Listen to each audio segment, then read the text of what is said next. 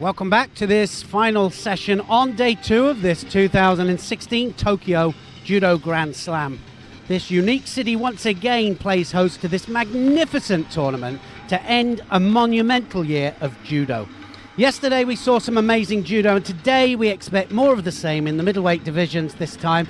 4 weight categories being contested today, and to introduce these final matches of day 2, I welcome Sheldon Franco-Rooks, who joins me in the commentary position. Thank you very much, Neil, and a good afternoon to everyone at home. The first of the bronze medal matches that we're going to see features Tina Trstenjak of Slovenia. She's up against Daria Davidova of Russia. It'll be Trstenjak in the white judogi, Davidova in blue. Well, the Olympic champion is having to fight for third place here. The Olympic champion, she's the world champion, she's the world number 1. She has all of those, and every one of the Olympic champions that have been competing at this tournament have not been fighting to their very best. You could say that. Yeah, this hasn't quite gone to plan for Trstenjak. I think this is one of the tournaments that she would have liked to have put under her belt, and her and her coach spoke about it, they thought about it. This was, in their plan to come here. It just hasn't worked out for them. Well, I just think that it's a difficult ask. It really is, to climb off the back of the Olympic title, winning the Olympic title, and then having to have a little bit of a rest and then make the preparations for this event. And I say make the preparations, I'm wondering what kind of preparations and whether they're the same kind of preparations as a lot of the athletes have put in for this tournament, especially some of the 2s and 3s Japanese of the Japanese squad who are allowed to enter this competition, of course. She can't be that disappointed, though. She came in here as the world number 1, the European, world and Olympic champion. How much more do you want, Tina? She wanted this one. So Trstenjak here, and here she is up against Davidova of Russia. You see a red back patch that Trstenjak is wearing. That indicates that she's the world champion. She's not hanging around, is she? No, she's not. Straight in for the Cianagi there. Gets a Yuko straight away. Yuko scored, and that's the top half of the body making contact with the mat, and the side, that is. If you roll them onto their back, it's a wazari, and if you throw them with force onto their back, it's a nippon. I said the red back patch. You did. It's the gold. The red back patch is for the world champion. She's that as well, but she's got a gold back patch on at the moment. She'll wear that for the next 4 years. That's the indication that she's the Olympic champion. Trstenjak so aggressive, and she's fighting here, not quite at her very best, but she'll be fighting for third place in one of the hardest tournaments, it has to be said, other than the Olympic Games and World Championships. She likes that Koichi footwork, Ippon Seoinage top, doesn't she? Taking her opponent to the rear. The feeling when she shows the top half, the Ippon Seoinage, is that she's going to bring her opponent on. She then switches that with that little Koichi and takes them backwards. Almost caught Davidova there. Davidova, credit to her, really taking the fight to Trstenjak. She knows that she's got a mountain to climb here. But if there was any time, then now's the time. That man there leads the Slovenian assault on world judo at the moment, and he runs a very tight ship in Slovenia with his team. Fabian Nauren has got almost a unique position of having sat in the coach's chair. 2 different fighters, 2 Olympic gold medals. He got back-to-back. Urška Zolnja in London in 2012 in the same weight category in Tina Trstenjak. 4 years later. Yeah, 4 years later in Rio. Yeah, he's a slave taskmaster, is Fabian, and he puts them through their paces. That man there that we just saw was Jean-Pierre Gilbert, who's now with the Russian ladies team. That's why a lot of them have good transition from standing down to ground. Good groundwork. Yeah, he inherited a couple of Nevas specialists in the under 48 kilo categories. Neither of them were fighting here. One of them actually just moved up to 52 kilos. So it was a little bit of of history there, but you'll have stepped up their focus on the Nemas, as Neil was just saying. Davidova has a Judo penalty up there. The little yellow flag that you can see on the board there. 4 of those, and it's disqualification. Honsokamaki, we call it. And she can't afford really to get any more. They do accumulate. When it gets to 3, then you're in trouble. And you receive those for a number of things: stepping outside of the yellow area, certain gripping infringements, and also not attacking within an allotted amount of time, which is about 30 to 40 seconds, but it does change, doesn't it? It's never the same. Sesteniak had that one burst at the beginning in which he scored the Yuko, and after that he just wrapped it up. Yeah, she has to get that leg out for the seconds to start for the hold down, and then it's 20 seconds that she needs to hold down, and she's got the Russian down. And watch the clock count up now, and as it counts up, she grabs the leg again. So any entanglement with that leg, it doesn't count. She'll start it again. So watch it count up, and we should see it count all the way up if she can keep it under control all the time. Top half needs to be, look at the bottom half there, turned all the way over. Done well. Twice now she's escaped. Davidova. So she gets a second Yuko there because she held her for 10 seconds plus. So all over her, absolutely, Tristeniak, isn't she? She's all over her. It's all over. She's going to get 3rd place here. Won't be quite what she wanted, but still a consolation. And she can go into Christmas, I think, with being very pleased with her performance in 2016. When you look in your medal cupboard, there's some that your eye just, gloss over. You don't really hang around and say, I remember that one. And I think this is going to be one of those medals. Well, like you say, European, world and Olympic champion this year. This one's going out the back of the cupboard. Well, most people, of course, would be absolutely thrilled to score a medal in a Grand Slam of this. The Grand Slam Tokyo is the most difficult Grand Slam, with Paris, that is. And for her to get a medal here, it's just part of her job. Well, job done. She needed to do this. It's kind of face saver. There's a little score. It's a good one as well, early on. Yeah, drop shoulder throw. Sianagi just opens it all up, doesn't it? She went right first, then she went left. And took her on the right twice, Yeah, it's, again, throwing over both flanks, and it's very important that you can throw over both flanks. Almost held her down, but credit to, a double-jointed Russian fighter there, Davidova, managing to turn out. We've got the second of the bronze medal contest in the under 63 kilo category coming up now. Noichi Aimi of Japan faces Margot Pinot of France. It'll be Noichi in the white judogi and Pinot in blue.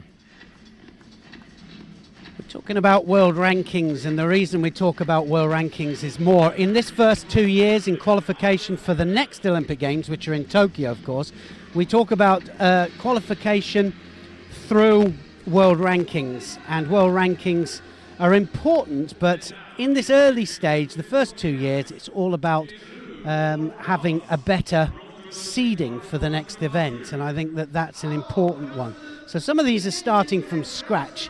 Naochi Ami and Pinot of France, 29 and 21 respectively, world ranked, and they will hope to get their world rankings up further for the start of 2017. Yeah, this is like the back straight at the moment. You want to position yourself, and when you come to that bend to get ready for the home straight, there's a little bit of a way to go yet, but it's really important, in as much as when the real qualification points are being dished out, you don't get sidelined by getting bad draws all the time. You've already got your world ranking up, and you end up with good seeding. Yep, exactly. And it becomes very important as you get closer into the Olympic Games or towards the Olympics. Naoichi in white, Pinot of France in blue. In a lot of Japanese medals, as expected, because it's possible for the host nation to put 4 fighters in each weight category in, which means they can put their number 2s and 3s, sometimes their junior champion in as well. And, well, the Japanese have a particular way of picking their team, and it's all through the Kodokan Cup, which they had prior to this, and then they have a special person or somebody who is higher ranked that gets automatic qualification for the event. But 4 fighters in each, women and men, so it's 28 women, 28 men. So they're bound to get a lot of medals because they have depth in each of the categories as well. My feeling about the medals in this weight category was going to be that the best that the Japanese could do was 2. I really felt, looking at the draw, that the best that they could do was to win 2 medals in this weight category. And the reason for that was I felt that Tersteniak would medal, possibly with the gold. Okay, she's missed that, but she's taken bronze. And I thought that Unterwürzacher would medal, possibly bronze, but she's in the final. So she's guaranteed a medal. It's going to be silver or gold. So there's your 2 already that have gone. So the best that the Japanese can do is 2. Now, they may very well end up with a gold if Mine Mio comes up with the gold, and they could take a bronze here, but again, we come back to saying that, 2. Naoichi gets a Shido penalty up there, taking the fight to Pinot, but Pinot won't take any of that. She's trying to push her around a little bit. Pinot will be just as aggressive, and she is. This young French squad, very tough, very strong.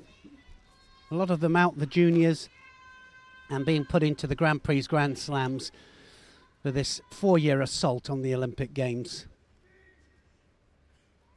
Pinot cleverly broke up that grip there. She just gave the look of an attempted low Marotte Serenagi that just had Naoichi breaking up the grip. Yeah. That was different there. There was a genuine effort to throw it there. The last one was just to change that grip. Yeah, Naoichi, left-handed fighter, and taking the sleeve and then trying to dominate, get that left hand on, and it's a fight for grips. That's what she was looking for there. It was an Uchimata attempt, Pinot landing on her face. Dominating the sleeve and the lapel at the same time. That's what she wants, Naoichi. No rotation on that Serenagi from Pinot. Yeah, ended up sideways on. Couldn't get the feet in the right position. Well, difficult to rotate, isn't it, when you're having your sleeve dominated, so she needs to snatch that away before she's able to go in. And that's what's beating her at the moment, Pinot. Naoichi dominating the grips. I'm saying that, and she's winning because Naoichi's the one with the penalty. So against the run of play here, Uchimata, very close with that. Well, again, it went off the double grip, didn't it? Sleeve lapel, as soon as she caught them both, in for the Uchimata there, and Pinot will have to be careful with that. No. Got to be a penalty, surely. That's 3 times now. Just dropped on her knees without rotation. I think she was lucky to get away with that one. That was the worst of the 3. Yeah, she just had a quick look at the clock there. Quick peer over to the clock just to have a look at it. 16 seconds left here. Naoichi's losing this. Dominating the grips all the way through. Her techniques certainly have been better than Pinot's, and Pinot's going to win it. Well, I can't understand the tactics in the last 20 seconds by Naoichi. She knew that it was down to her, and she had come up with 2 or 3 useful Uchimata efforts that rocked Pinot, And in the last 20 seconds, when she was most desperate to get the score, she didn't come up with one. No, it was, again, Judo there didn't really do what it should do, you know, and galvanise her into action. Didn't come back into the match at all. Well, having mentioned that the Japanese could take 2 of the 4 medals, they're only going to end up with 1. Yes, and not necessarily the gold either. Untitled on great form, so we're just about to see the finalists come out. That was the Uchimata there. I think the second one was even closer than that. So she had the sleeve, she had the lapel, didn't quite get the lift. Pino just sneaks it.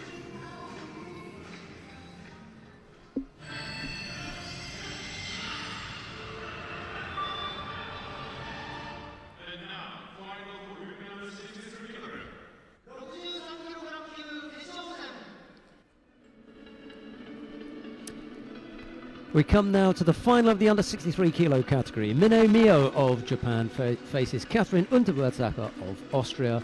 It's Mine in the white judogi, Unterwurzacher in blue. Yeah, they fought each other 2 times, 1 each at the moment. So this is the decider. I'm sure they're going to meet a lot more in the future, but certainly for me, Unterwurzacher on good form. So should be a really good match, this one. World ranked 69, Mine, and Unterwurzacher of Austria, world ranked 4. One of the most consistent in the category. Didn't have great Olympic Games, but hoping for more here to finish the year on a high. 3 Grand Slam medals, a Masters medal, and 10 Grand Prix medals. 4 of them are gold. She's won 1 Grand Slam. So 5 times in a Grand Prix or a Grand Slam final and took gold. You have to put your money on Unterwurzacher here. The only thing that, you know, she's going to have to hope, and her coach is going to have to hope, is she doesn't freeze in the headlights of, you know, Tokyo Grand Slam. Talking about headlights, it's easy to we feel like we're in the headlights now. Flashing around it. She's Well, 19. yeah. That's the other thing. This is a massive position for Mine Mio to be in. Unterwurzacher's been here before, not in Tokyo, but in a Grand Slam final. Mine Mio has not. So Mine in white and Unterwurzacher in blue here, and it's left against right straight away there. Unterwurzacher pulling Mine in.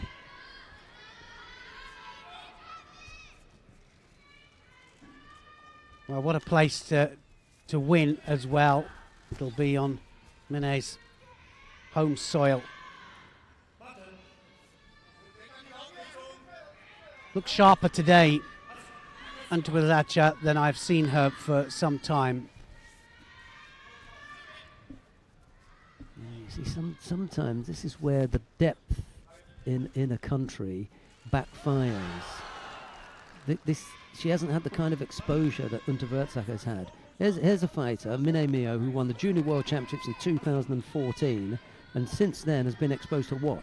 Well, there haven't been the places available for her. They've had other fighters that they've had to give those places to. Very difficult for qualification, that's for sure. This is it for her. This is her where she's, you know, making her way.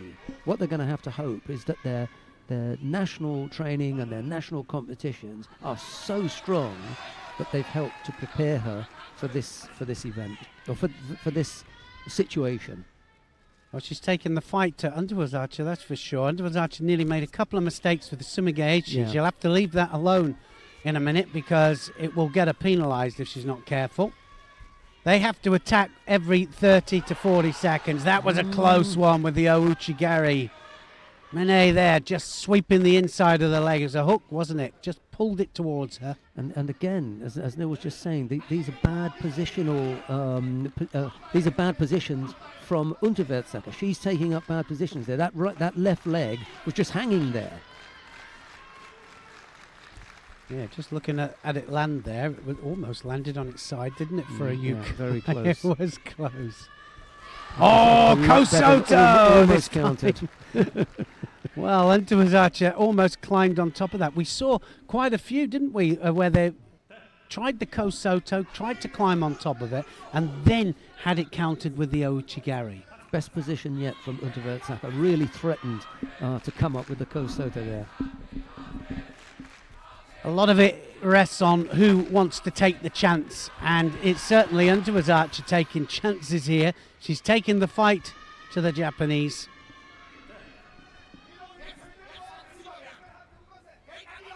So no penalties on the board, nothing for passivity, no infringements. Just a good attacking contest.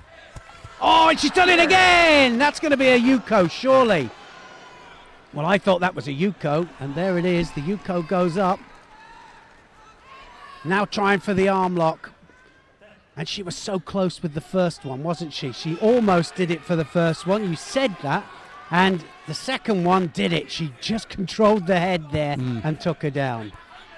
That top half was the thing that saved the score, because Mine was turning off it. She did everything that she could to turn off it. Yeah, well, like you said, the head control there, so important. I still think that she has to be careful with it, because Mine is going to rotate on that back leg and turn it against her if she's not careful. For me, it's got to be a change of plan there. Now you've got that in the bank. You go, don't go back there. You know, there's only a minute left to go. There are a number of things that you can do to close your opponent down. This is when your experience has got to come into it. You may end up giving 1 or 2 penalties away for false attack or stiff arm or passivity. Give them up. No, I agree with you 100%. She needs to leave that Kosoto alone now. Otherwise, it will backfire on her.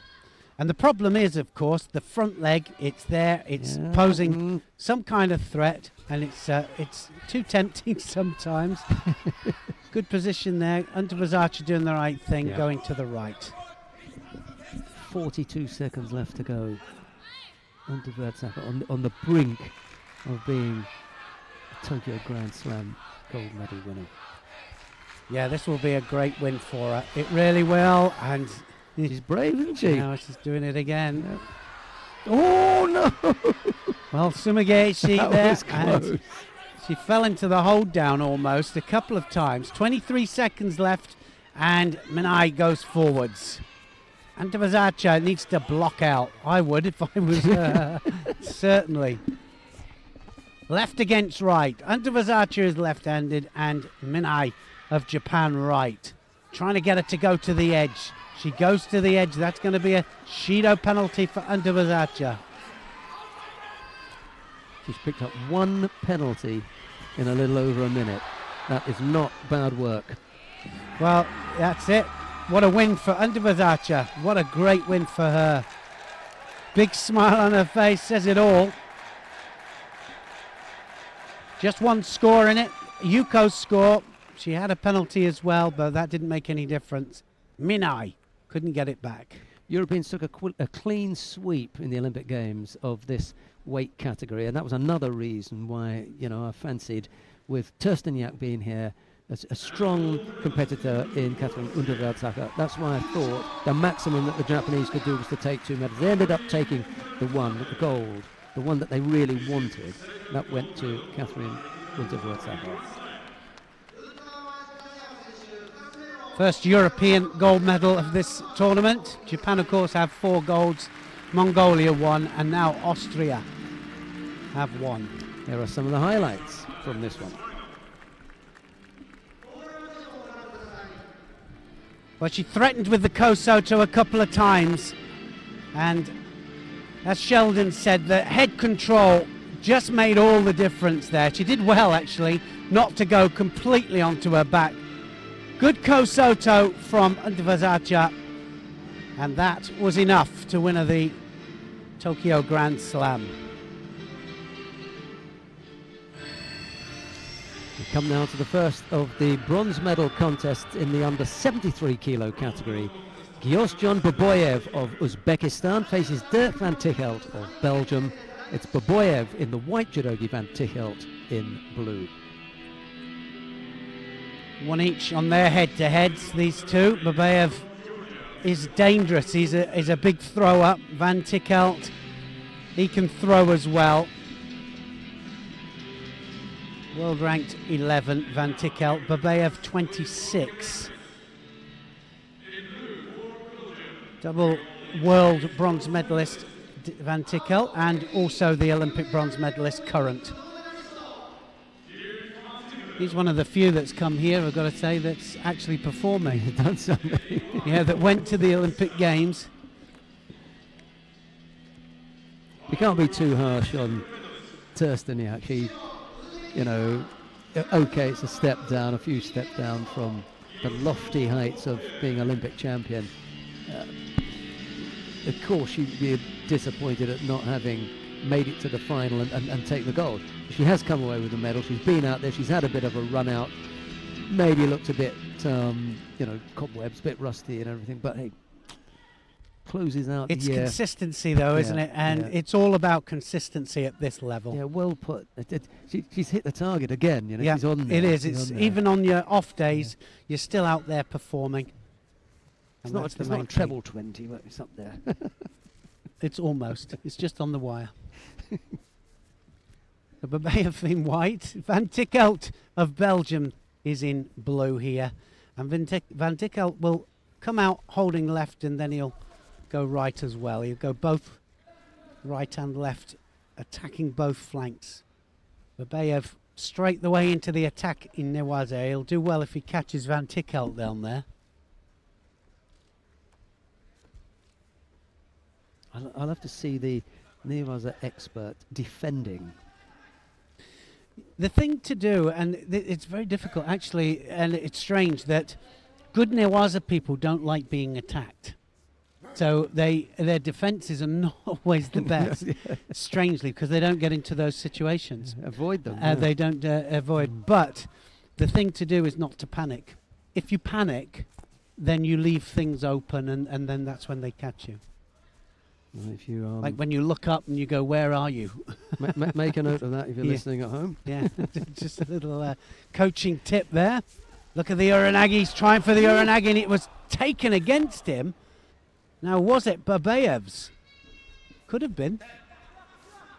Well, that would be interesting to see if the video referee has a little look at that. They're not going to.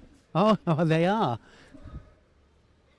Well, that's interesting because I thought Babayev turned that against Van Tichelt. Van Tichelt tried the Uranagi.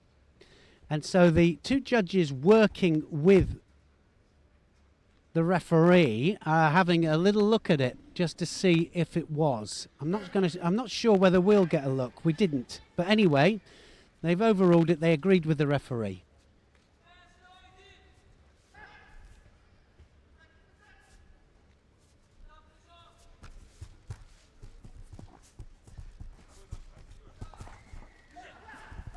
Trying to go both directions there, Van Tichelt. Looks a little bit deflated to me, Van Tichelt, as if he wanted just that tiny bit more.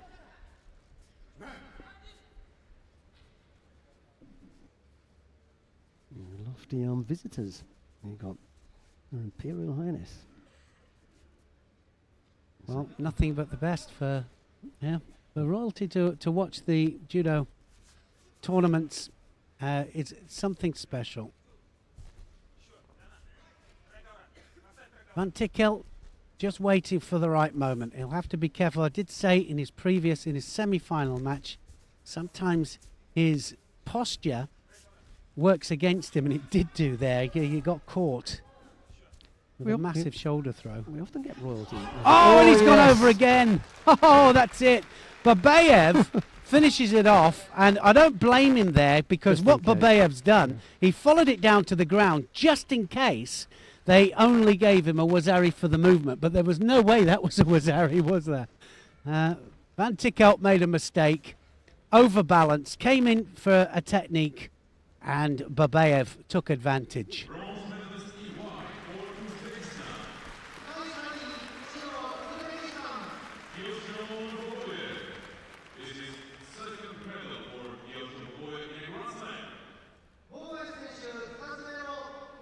What a way to finish.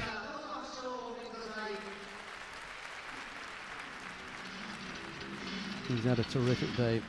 Well, that was real magic. It really was, because Van Tikkel, not so easy to throw. He really isn't. Very experienced. Just have a look how it happened. Tried the Uchimata, and his second stab actually was completely rotated. And what Babayev did there was he took Van Tikkel's own momentum against him, pulls on that sleeve there, and he takes him right the way over, flat onto his back. Brilliant tip. Whoa. It really was a magical technique. There's a part there where you think Baboyev's about to go over. Yeah, well, again, like I say, the second stab that he had there, and it was taken against him. The second of the bronze medal matches features Musa Magushkov of Russia. He's up against Tatsukawa Arata of Japan. It's Magushkov in the white judogi, Tatsukawa in blue. We talked about the national squad being able to participate. Tatsukawa here has never been in a tournament, senior competition before. He's got nothing, no world rankings whatsoever, just 19 years of age, and that's what these tournaments allow. They allow for the youngsters to come in, fight the very best people in the world. Here he is against Mogushkov, world rank number 9. Mogushkov, he's a former European champion. He's just the most experienced competitor, and this youngster here is going to take it to him here for the bronze medal in the Tokyo Grand Slam. Yeah, Tatsukawa's only exposure has been on the national scene, but it was a pretty good one because he won that Kodokan Cup in Chiba a month or so ago, and that's what's put him here. Well, that's it. I mean, they have to win that. That's a trials, that Kodokan Cup for the Japanese. Top 3 in every weight category get automatic selection for this event. Then they select one, don't they? An outsider. Neil's often made the point that success at cadet championships, cadet world championships, doesn't necessarily translate to success at seniors. The flip side of that coin is that failure at cadet level doesn't necessarily suggest that you won't be good as a senior. Absolutely not. No, good point. Really good point. He blew out in Miami, and yet here he is fighting for a bronze medal at the Tokyo Grand Slam, when others who were successful in Miami are already done and dusted, and they're out of judo. You know, the transition it's a funny one, isn't it? No guarantee, is it? No guarantee at all. Everyone different. Everybody has a different mentality as well to cope with that transition. Mogushkov, he has the ability to compete at the very best and beat the best people in the world, but he does make mistakes. If it doesn't go his way, he gets a little bit flustered. Strong fight for grips. Tatsukawa dominating the sleeve of Mogushkov. Mogushkov has a little look at the sleeve and then a look at the referee, but they're not penalising it on the end of the sleeve as long as it's positive.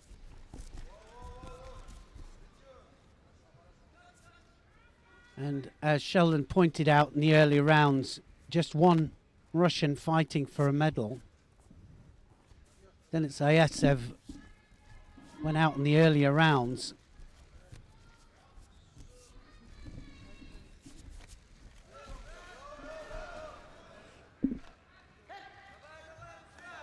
Well, trying again to dominate the grips. It's just not quite happening for Mogushkov. Tatsukawa, no pressure on him really. Everything is a bonus here.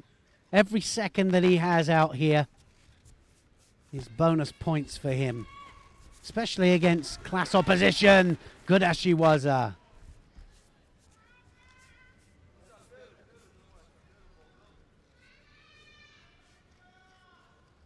Well, he's the one coming forward. Mogushkov on the back foot.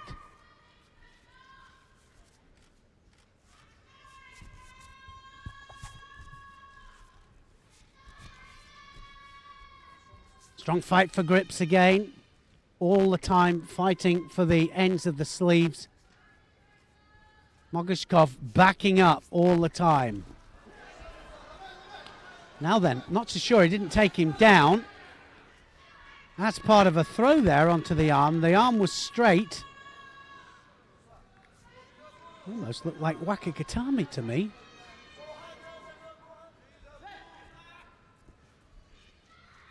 Tatsukawa easily pulls that arm in.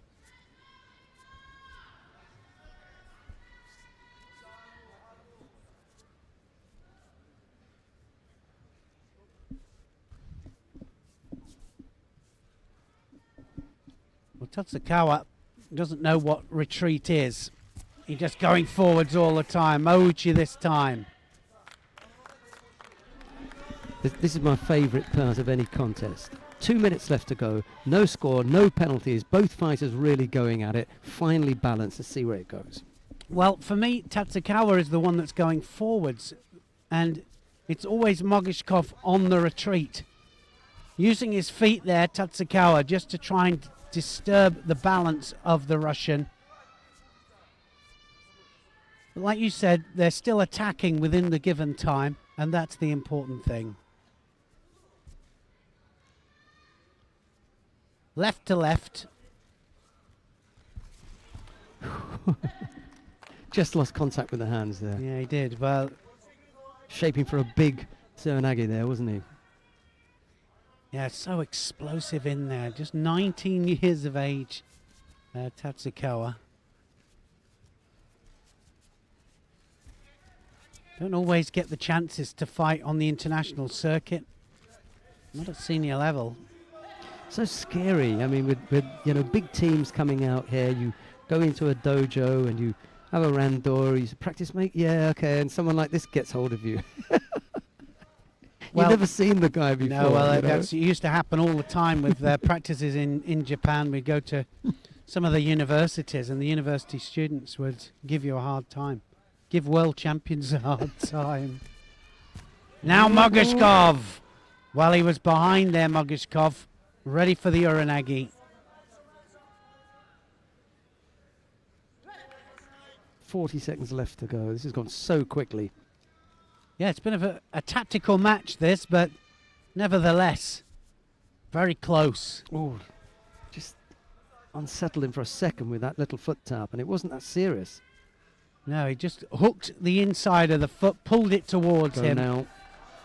That's where he wants to do. That's what he wants to do, Mogishkov, is pull the head in of Tatsukawa. Doesn't like it. Well, none of us do, actually. It's going to go into golden score. Quick look at the clock there from Tatsukawa. Looks in good condition, Tatsukawa, to me. You know, just they do hundreds and hundreds of randoris, almost 100 a week, and that's normal for them, whereas most people are trying to get 20 to 30. Yeah, I was thinking 30 because that's your numbers. Those are the quality. After that, you run out of quality. Well, it's quality is the point, and that's what they have because of the numbers of people in Japan doing judo and practicing. They have such quality. Now he's got to attack there, Tatsukawa. He was cross grip then. Tatsukawa going to work now, Left putting or pressure on Mogishkov. Now it's interesting, she'll have to give a Shido here, will she? And to whom? Well, give the benefit of the doubt. Pushing and shoving there. Tatsukawa was more concerned about seeing Mogishkov off the area rather than coming up with anything. Yeah, well, that's the thing, isn't it? You can get Shido, penalty for pushing out the area. There's a little bit of a difference between pushing and guiding. And then for stepping out, just walking out, you get Shido as well. Oh. So close. That was close. Kosoto there. Tatsukawa just has a little look at the ceiling. Thank you. Dodged that bullet, didn't he? Mogishkov's got to be careful now. There was a little bit of pushing before, but you've got to stand up strong. And, you know, he's finding his way to that area. And if you don't like the pushing and shoving, don't go there. Don't play with the edge. No, exactly. Stay in the middle, and that's what he did there, and he was willing to give it a go. That's where the score's going to come from. He did take a chance there, Mogushkov. Tatsukawa, nice Ouchigari. Go now. Something's going to happen. Slow motion there for Mogushkov. He hasn't got the power any longer to come up with a fast attack. Well, Mogushkov goes forwards this time. Tired looking Mogushkov. Yeah, for me, he looks tireder than Tatsukawa. Cianagi standing.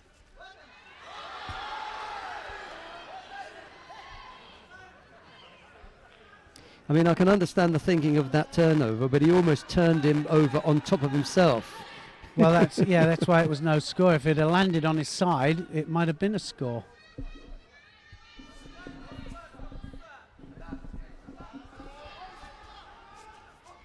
Mogushkov hasn't had the dominant grip for quite some time. Oh, that's all over. Oh, Tatsukawa takes him over with a beautiful Ashiwaza. How superb was that? Brilliant stuff, it really was. Didn't have anything to stop it. No, Mogushkov was all out, and Tatsukawa, again, I keep coming to the amount of sparrings that he does per week, and you can see there, he could have gone another 5 minutes there, at least. The other thing was that Mogushkov hadn't had a dominant grip for quite some time. And if someone was going to come up with a score, Tatsukawa was the most likely to do it.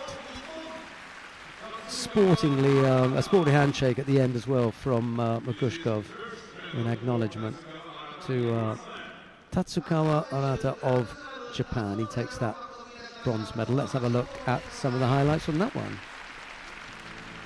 Yeah, it was brilliant. It really was.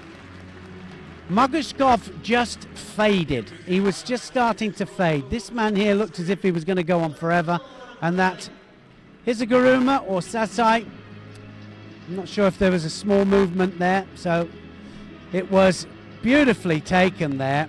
What a way to win the match. 19 years of age. He just puts that right foot over first of all, plants himself, and then he's able to turn on the left and guide Mogushkov over. Nice top half as well with the hand, nice turn of the hands. It was a great win. Yeah. Right, we come now to the final of the under 73 kilo category. Hashimoto Soichi of Japan faces Doi Takeshi, also of Japan. It's Hashimoto in the white judogi, Doi in blue.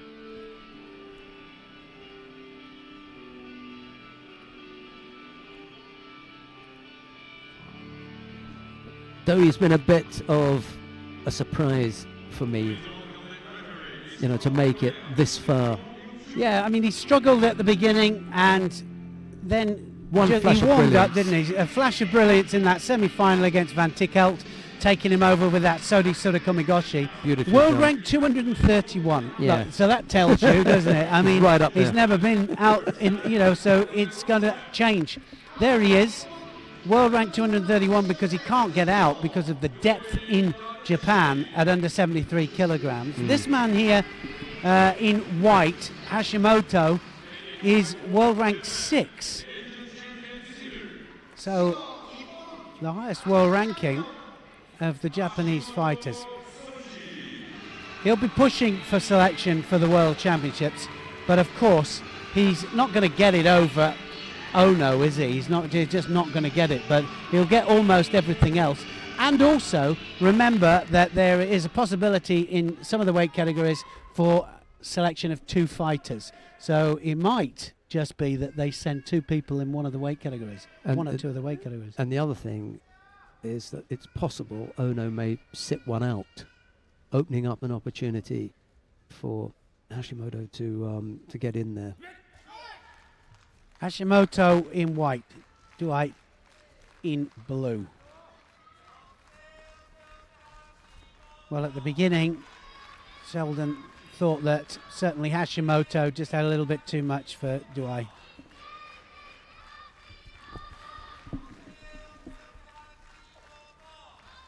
Hashimoto was one of the fighters that sat out the competition in Chiba last month, the Kodokan Cup. That's a domestic competition. It's a little bit derogatory to call it domestic when the quality of the competition is so high, but it's all Japanese then, we put it that way. Yeah, well, especially as they have so much depth. We've seen the depth here. And Hashimoto really taking the fight to high and trying to get past the legs there. We saw a great Newaza exchange and he almost climbed past Duai into the Osai Komi.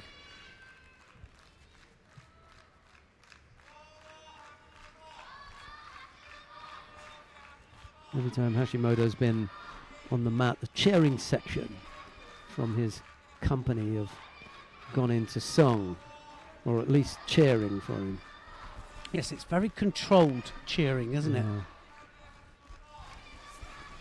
Beautiful left. Osoto, Seanagi there from Hashimoto.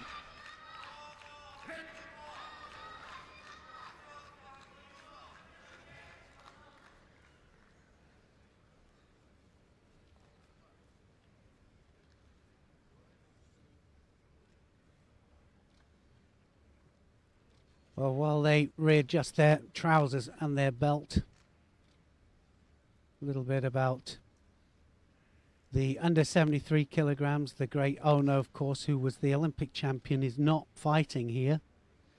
They've rested him. I think they've rested most of their Olympic champions, haven't they? I haven't seen the two that I've seen here have been Baker Mashu, the under 90 kilo category gold medal winner, and Tachimoto Haruka, who won the under 70 kilo category. I haven't seen Ono as yet, but his photo shoot may not have been over as early as the other two. No, exactly. Big Seanagi attack from Hashimoto.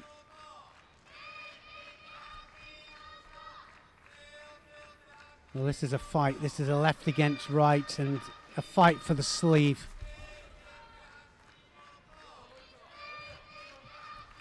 He's been a bit of a surprise, hasn't he, Duai? Yeah.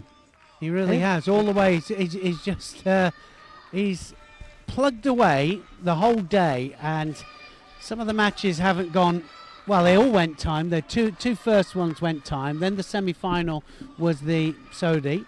The first one was against the Korean, wasn't it? It was against An. That's right. And he had to go into golden score for that one. So he hasn't had it easy at all.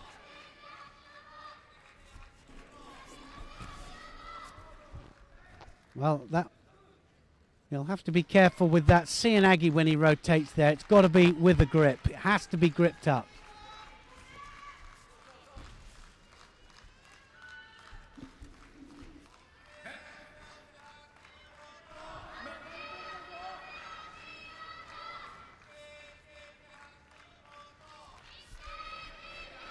Now something's going to happen here.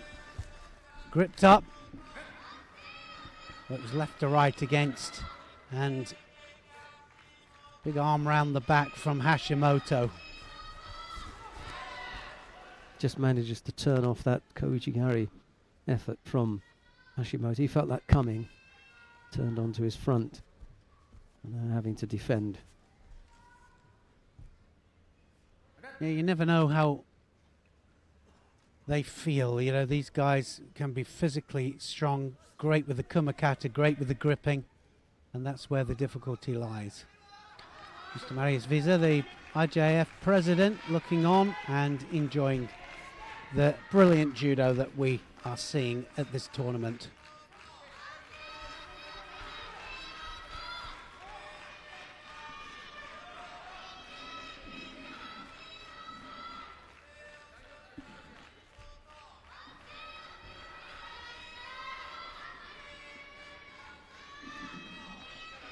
Well, it's a close one. Just one penalty in it. Duai has the Shido into the last minute now.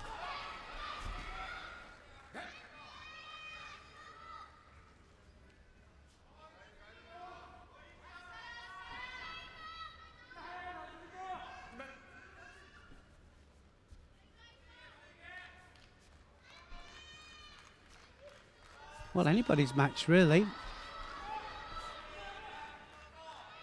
Hashimoto already started to do his Close little up shop, dance. yeah. He's already closing up.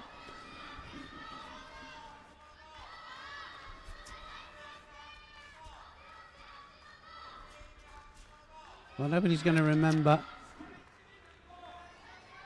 the fact that you were defensive in the last minute. They'll just look at the result. Second penalty up there to Duai. Cianagi this time, Hashimoto. That could have easily gone, couldn't it?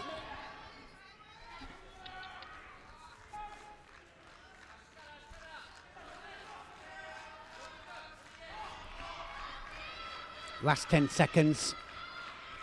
And Duai has to do something to get a score. Tries last attempt at a technique.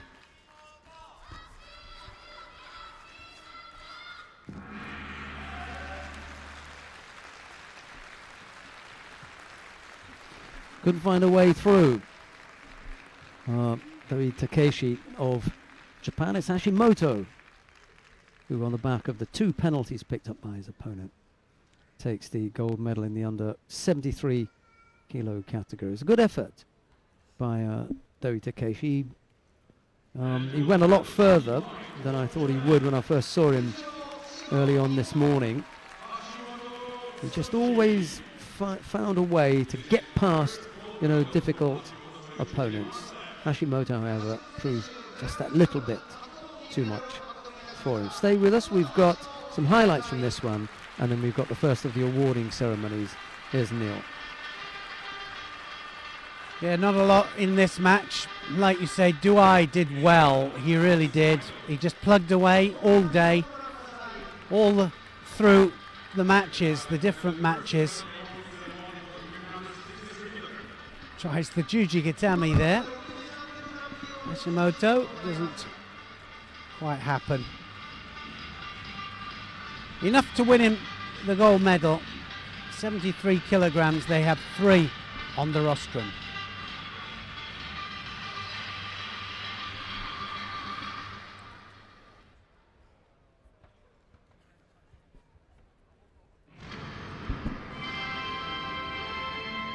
Right, well, the fighters are about to take their places for the first of the awarding ceremonies.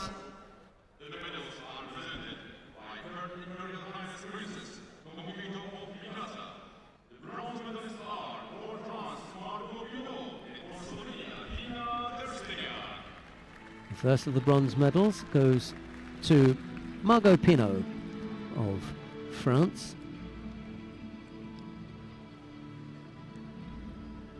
And second to Tina Tursteniak of Slovenia. Yeah, the Olympic champion doing what she does best there. Big smile on her face and taking it very, very well. Just accepting that this time it's not gold, but watch out for me in 2017, she says. Silver medal goes to Mine Mio of Japan. The gold medal goes to Catherine Unterwürzacher of Austria. What a super performance from Unterwürzacher. Great Ko Soto, and just controlled that head there. She took her down for the Yuko that was to win of the match. I like the right hand far around that side. That stops her from really getting away. Yeah, well, she wasn't going to let her go anywhere, was she? Vice-like almost. She'll have to try and grab Unterwürzacher at the end for an interview, see what she's got to say. Yeah, it would be nice just to know how injured she was and how she is now. Okay, I shall put that to her.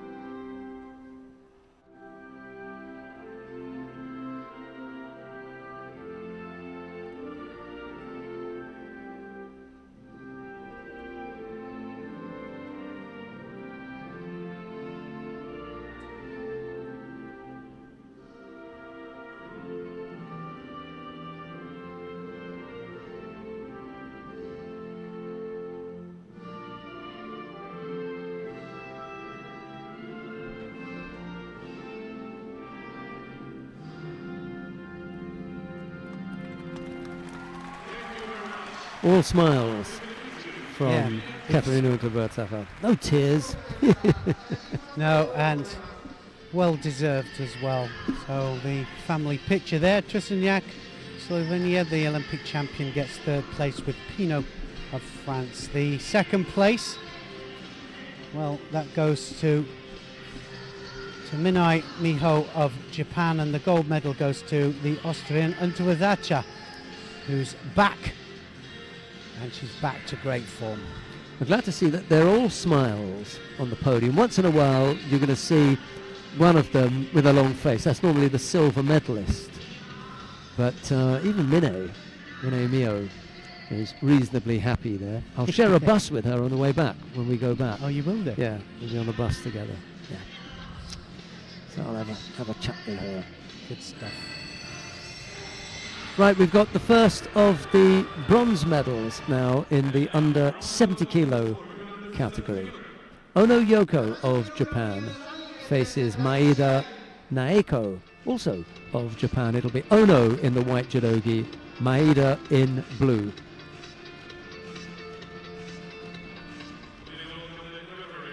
Well, again, an all-Japan matchup. A lot of these fighters, of course, using this as a springboard to international competition, especially if they can't get outside. What an opportunity, especially if you're fighting somebody that's stopping you getting selection. Such is the quality of judoka in Japan. If you can imagine that they've got 2.5 million people practicing judo in Japan. It used to be more, but that's through the universities and the police dojos, and then of course they have the clubs as well.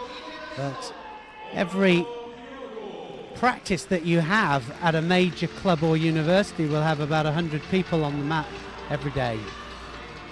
And it makes such a difference because it means that you can have quality fighters every single day, and you can have up to 10 quality fighters for sparring against every day as well. And it makes such a difference because some of the smaller countries don't have that luxury. Well, there's a lot of support out there, Sheldon. We can hear it, can't we, for each one of these? Both from big companies.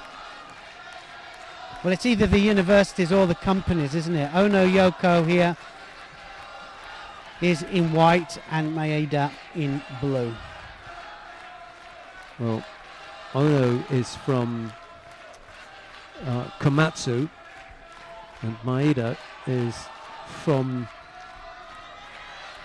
what's the one with M and that green over there? I'm just trying to remember who they are. I'll remember in a second. Both from companies. Yeah, one's 27 and one's 25. So these are not your youngsters who came from Chiba. These are from the Kodokan Cup. These are slightly older fighters. Slightly older, probably won't get the chance for World Championships, but here they are fighting for a major medal here in the under 70 kilos category. 4-minute contest for ladies, 5 for the men. Unless it goes without score, and then it goes into a golden score. And then any score finishes it off. Oh no, with the left grip over the top, dominating the sleeve and the lapel.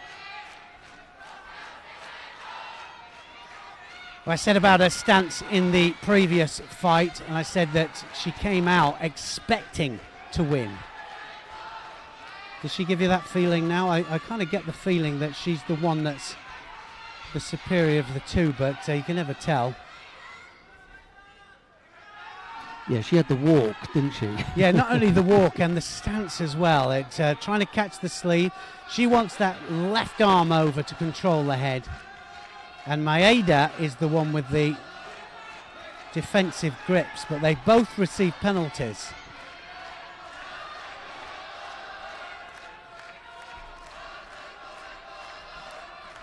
Ono, as Neil has been hinting, is the one who is the fighter who carries that little bit more credibility about her. He's higher up in the rankings. Yeah, she's 24 in the rankings, world rank 24, as opposed to 71. Maeda is a bit further down the pecking order as well in Japan. Number 6 on their list. They do have in the bank the finalist, Arai Shizuru, as well as the up-and-coming youngster, Zoe Saki, the 2 Japanese, and even leaving those 2 out, we've still got the current Olympic champion, Tachimoto Haruka. She's here today, floating around, but she's got civilians on today. No judo. Yeah, I don't think there was any way she was going to fight. No way the Olympic champions were going to be put out by the Japanese. But I mean, what a great opportunity for the Japanese to be able to put people out, just to have a look at the rest of the world, if you wish. There's support. Have a look at that in the crowd there, and all from either the same university, same school. Sometimes it's a high school, all there with the same uniform, shouting the same things. To the last minute, could possibly go golden score this one. It's a hard fought match.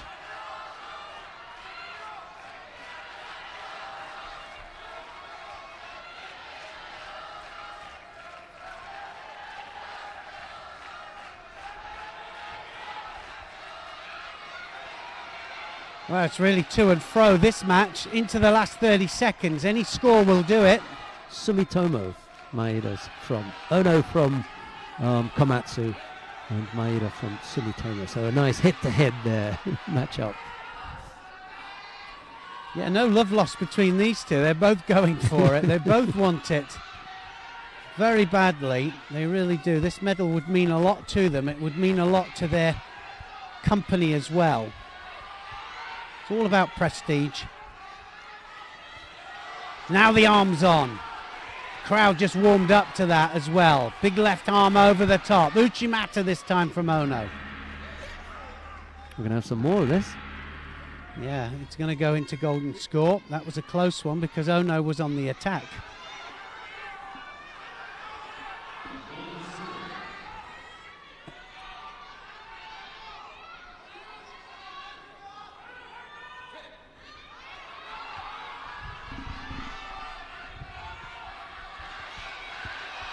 Uchimata Maeda. It's left to left as well. She's really going for it. No, not quite. Wow, that was very close there from Maeda. And this is where I think they need to get up, because at the moment Newaza isn't counting as an attack. So I think unless she's got a really good turnover that's going to work, she needs to stand up, catch up on the tachiwaza, the standing attacks.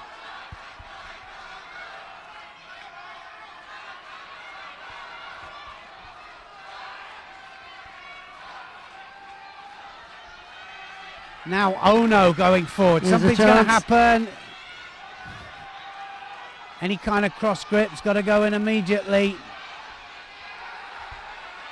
Oh, she tried it. Yeah, she didn't have the power to bring off the Makikomi, and she didn't. And Maeda didn't have the power to bring off the counter to the counter. Yeah. Well, it was a counter to a counter. Didn't work, but now 1 minute into golden score. Ono going forwards. Left arm over. Maeda giving as good as she gets. I like the look of the Osoto efforts from Maeda. She just doesn't go through with them. Yeah, she needs to really go for it, I think, just to give it 100%. There's the company. Has to be. Yeah.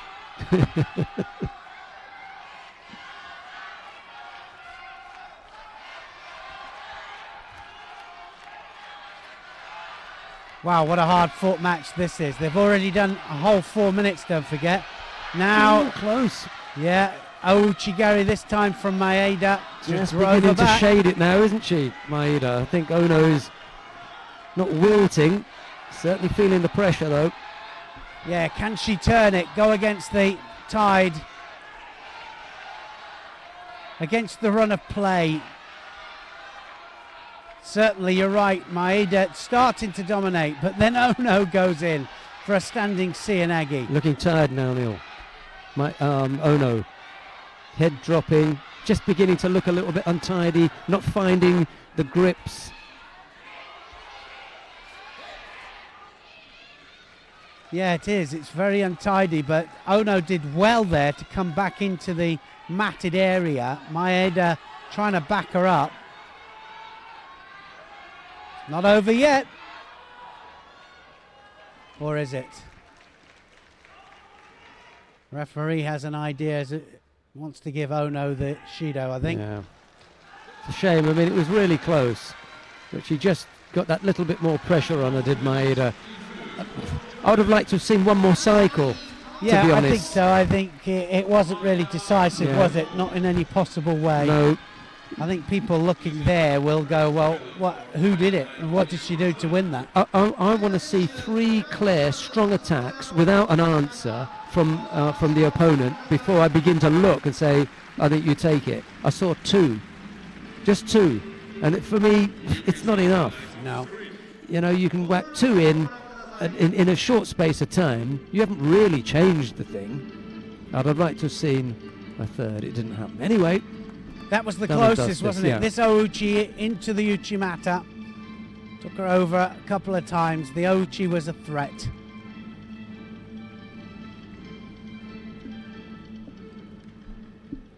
We've got the second of the bronze medal contests coming up now in the under 70 kilo category, and it's an all Pan American matchup between Elvis Mar Rodriguez of Venezuela, the young pretender, and Kelida Zupancic of Canada. I'm not for a moment suggesting that she's old, not at 26, but she's certainly been around for a little bit longer. Here's Neil. Yeah, there's not a lot difference in their world rankings. 18 Rodriguez, Chivantic of Canada 17. I told you it was an all Pan American affair. Even the referee's from Pan America, Everardo Garcia from Mexico. Leave it to the Pan Americans. It's all yours. Take it away. Well, Rodriguez had to win her final repechage match. She lost just in the quarter-final stages there. Manietsova, she had to beat of Uzbekistan to get here against Zupancic. Zupancic lost in the semi-final against Arai Shizaru of Japan. No shame in that. No, it was a tough old match, wasn't it? It really was. But we'll see. She doesn't look very happy to me, Zupancic.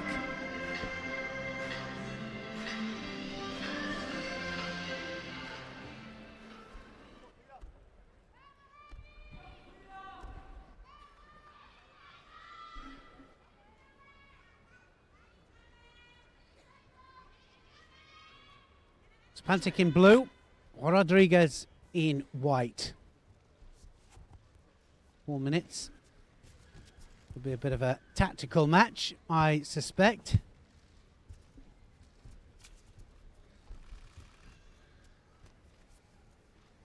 We'll have to keep hold of that now. Gone straight in for the Sangaku, and she started it inside, so the referee will allow it to go out now as long as it is progressive.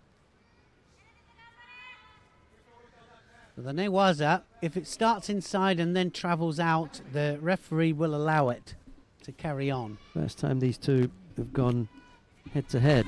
That's surprising given they come from the same continent, but not necessarily so because Rodriguez is young, up and coming, so may not have faced Zupancic in the Continental Union Championships. That'd be the most likely place that they would have met. Yeah, Zupancic has been on the international scene for some time. Worked her way up in the world rankings. Always there around about at these Grand Prix, Grand Slam. Always fighting for medals. 7th place finish for her in Rio. Zupancic. It's not a bad effort. No, not a bad effort, but it didn't quite go her way, did it? It really, the Olympic Games, such a difficult event. A lot of nerves, and it affected a lot of athletes as well.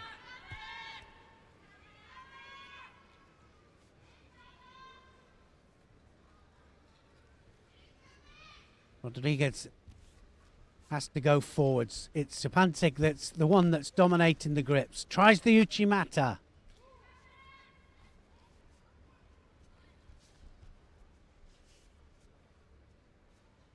Very awkward stance there of Stepancic.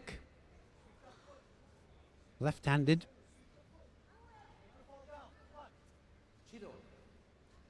Sasha Mamidovic, he's been up in a commentary position on a couple of occasions. Yeah, very nice man, Yeah, Sasha. very, very nice man. Very nice man.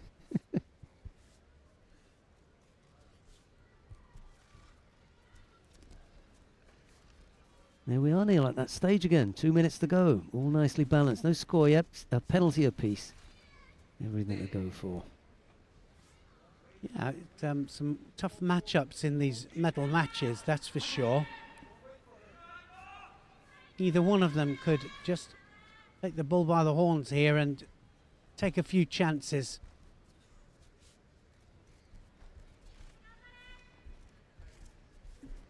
That's got to be a penalty, surely. See, Rodriguez just came straight out there. For me, she was guilty of using the area a little bit too much. They say that now, and Stepancic's going to get it. She's going to get the penalty, and I thought that it should have been, well, he's let them get away with it. Or did he give one apiece? No, they were already on one apiece. They let See, that one slide. Well, I think that's what we don't need to do. Just because you fail to give one, that you let another one go just to make it up, just to make it even. It shouldn't be like that. It should be the same all the way. You did wrong, and you did wrong as well.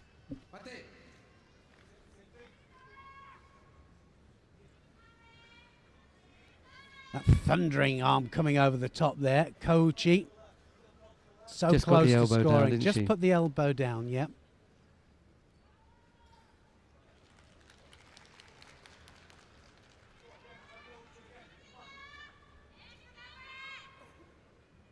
I don't know what happened. No, I'm not quite sure. I'm not even going to go in there. No, I'm not Didn't quite change the sure. scoreboard. Not talking about it. So into the last minute then, Rodriguez against Stepancic of Canada. Canada have a chance of a medal here.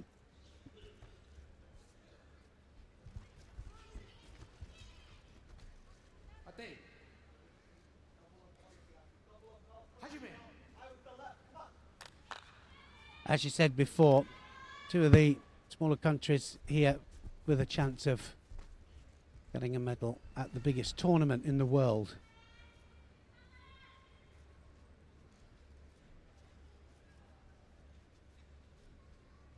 I haven't seen Rodriguez really risk anything here.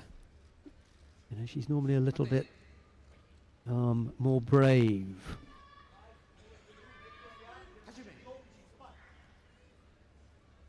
Yeah, it is about bravery. I agree with you. It's about who can have the bottle really to grip up and throw caution to the wind. Ouchigari this time from Rodriguez. Going to golden score. Any score now will win it.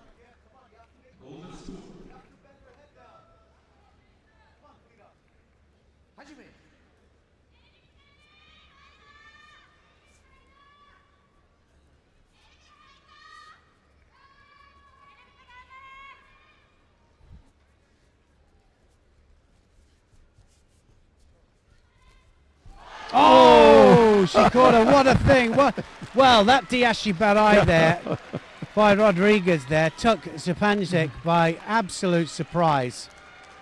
I think She's still shocked. Well, yeah, it took her by surprise as well. It really was an opportune moment. Super Ashi was up, and just goes to show that anything can happen. Into golden score, and you said that she wasn't throwing any kind of techniques in. She did then. I tell you what, Neil, there's going to be an ooh from the crowd when they see this replay, because they know good judo. This was super. Yeah, it was very, very close at the beginning, and it looked like Stepancic was going to probably sneak it. But until that moment there, just catches the leg there. I'm not quite so sure if it's Kosoda Gak, but bit of a mixture again. Diashi, Kosota Gak.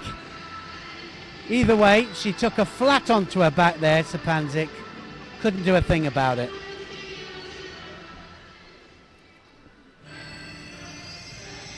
We come now to the final of the under 70 kilo category.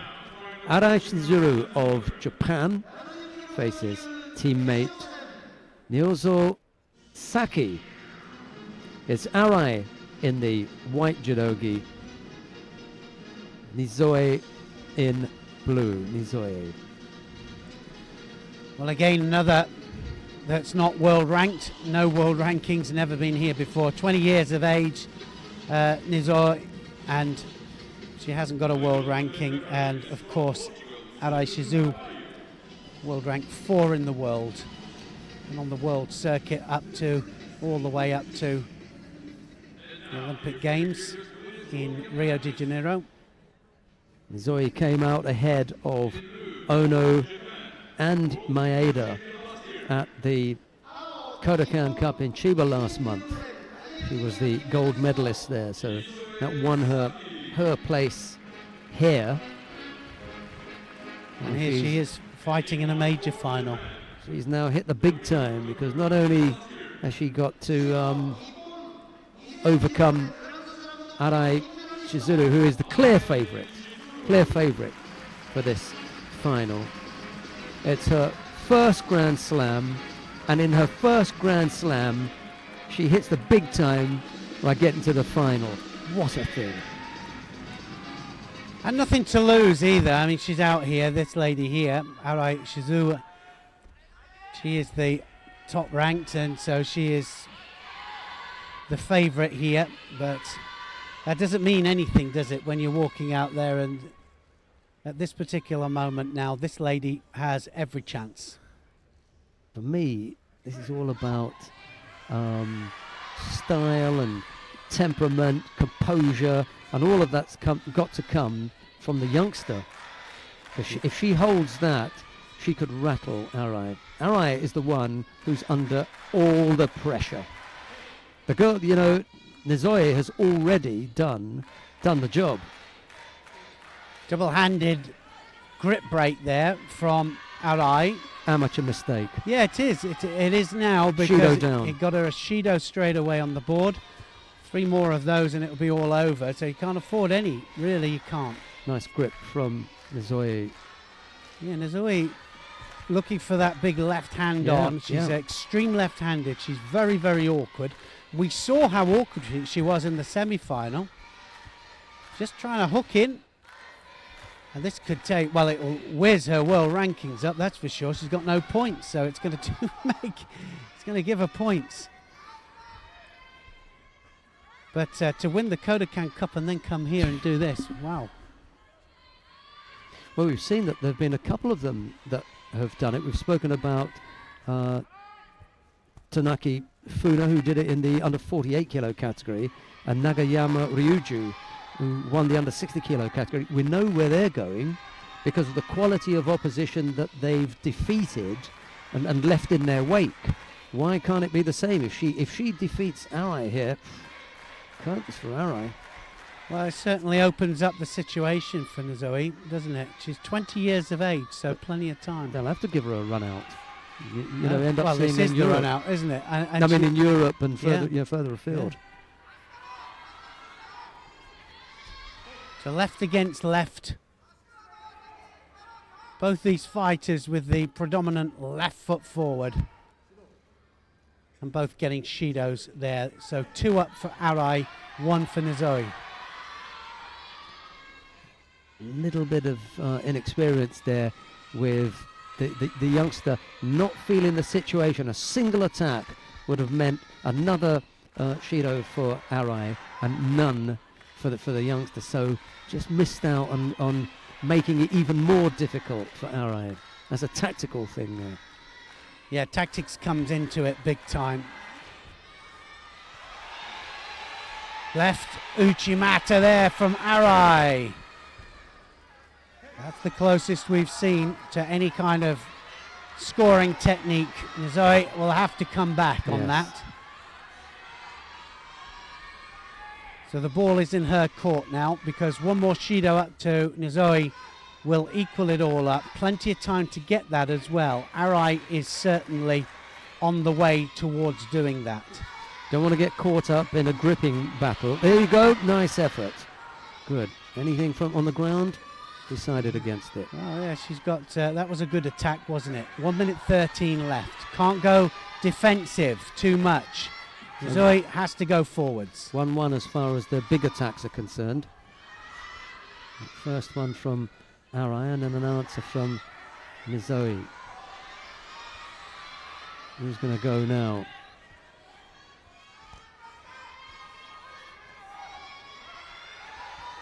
Well, I'd be putting a couple of tacks in here if I was Nizoi, and she does. Again. She must have heard it.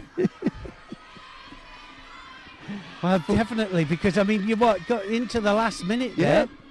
We've got 30-odd seconds now. Yeah, she's the one who's attacked last. It's 2-1 as far as attacks are concerned. It's been easy for us to count. I'm really surprised at Arai here. This is just basic, fundamental. Unless she really feels that she can turn her here to hold her down. Looking to get the arm. This is her last chance, that's for sure, because the seconds are ticking away. All or nothing. Yeah, into the last 10 seconds of the contest here. Nizoi just needs to keep it under control. Has done it now. Yeah, she does an overloop for it. That's done. Job done, and she's done the double there. She did the Kodokan Cup, and now she's the gold medalist here. The first effort. Incredible.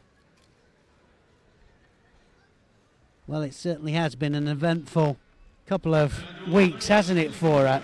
Gold medalist in the Kodokan Cup, which qualified her for this event.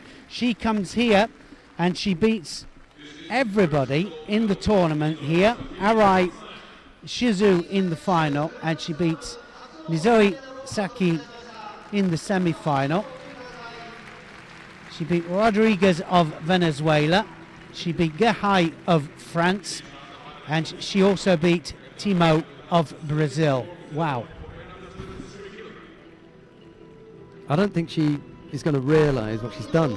Because she's never been out in this kind of competition before.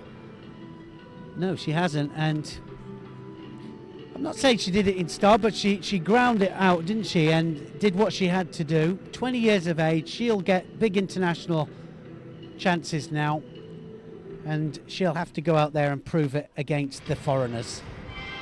We've got an awarding ceremony being set up down at the far end of the competition hall. I think we've got the men in the under 73 kilo category lined up now.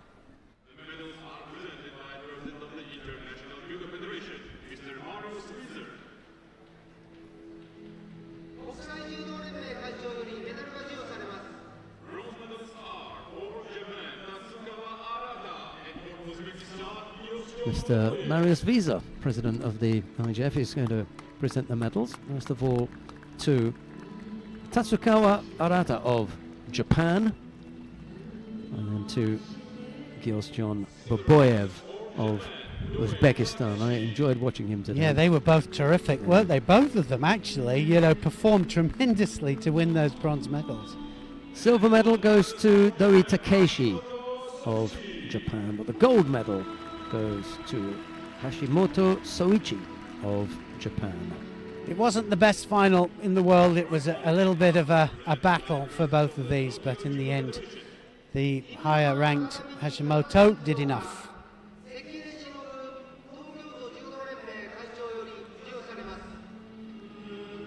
Attempt at Juji Gatami there. Wasn't really going out, and a big smile on his face says that, what did you think of that? Good performance from him. The number 6 seed wins gold for Japan.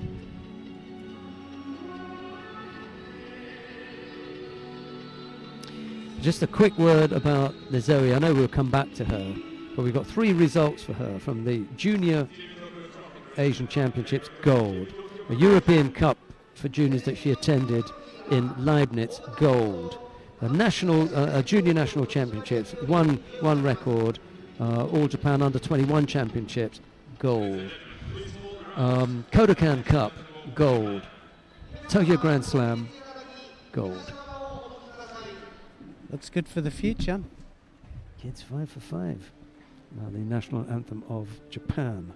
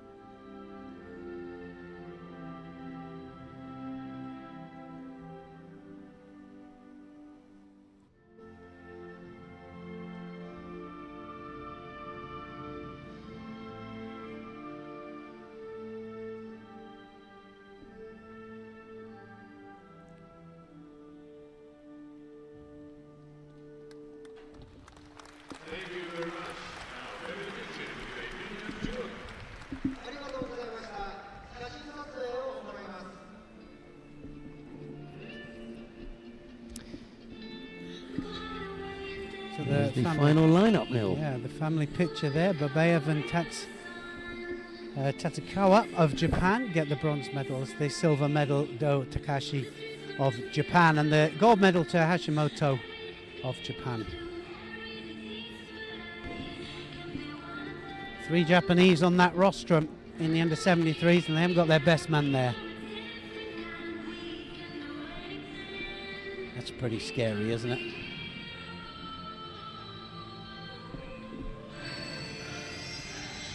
We come now to the first of the bronze medal contests in the under 81 kilo category. Aslan Lapinagov of Russia faces Damian Shvanovitsky of Poland. It's Lapinagov in the white judogi, Shvanovitsky in blue. Shvanovitsky has been plugging away all day, hasn't he? Just does enough. Doesn't look the most spectacular fighter, but he just does enough. It was Lapinagov, though, that had to come through the repechage final against Hong Suk-won of Korea. And it was Swazanitsky that lost in the semi-final, so he comes straight down for this bronze medal fight. Lost to Ressel, Dominic Ressel of Germany.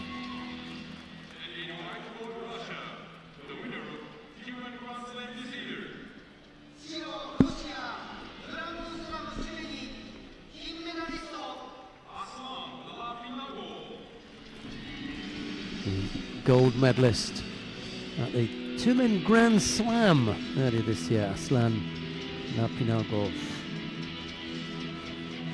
Russian doing the business at home.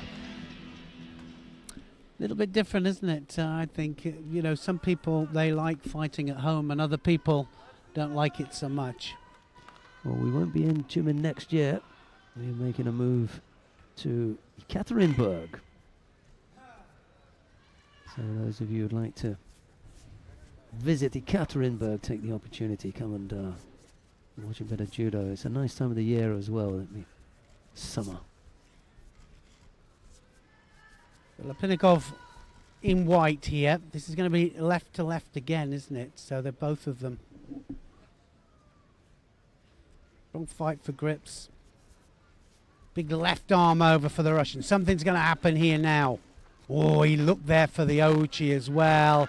And he's got to be careful of that Kouchi. He scored a lot, hasn't he? Swazanitsky has scored a lot with it. He just catches the leg and pulls it in. It doesn't look dynamic, but it scores. They both hooked him with their legs. Yeah, a bit panicked there, wasn't it? And then they put their arms out to say, I'm not going to touch the leg. I've changed my mind. There's the Kouchi again.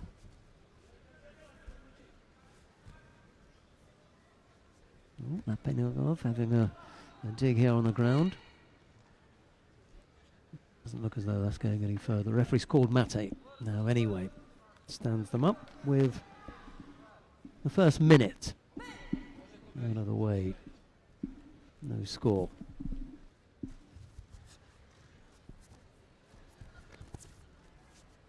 Well, Swiatek trying to go over with that arm as well, looking for the Harai Makikomi. Lipinogov now onto the neck. Can he get underneath it? Oh, quick lift up of the head there. Good job the referee didn't see that. And he's straight on for the shimiwaza. He might have it. He does. Strangles Swiatek there, and it was... After the neck crank. Yeah, quite unique way in there from Lipinogov. Get up there, he said, and let me in. A little nod there. And you can see the mark on Swiatek's face. Lipinogov just had a little look over to him and said, "What do you think of that?" "Not a lot," Swiatek said. He definitely pulled at the head, though, to get the in, didn't Yeah, he? he did. Absolutely he did. Handshake, that clap. And Aslan Lipinogov takes bronze medal here in Tokyo. Well, Russia's third medal, that one, for Lipinogov, in a category where they have a lot of depth. Lipinogov, second medal, isn't it, that he's managed, like you said, he got the gold medal in 2 men, and here he is now with a bronze medal in Japan. Let's have a look and see how he brings about this shimiwaza. You're dying to see it. I am. I just thought it was hilarious.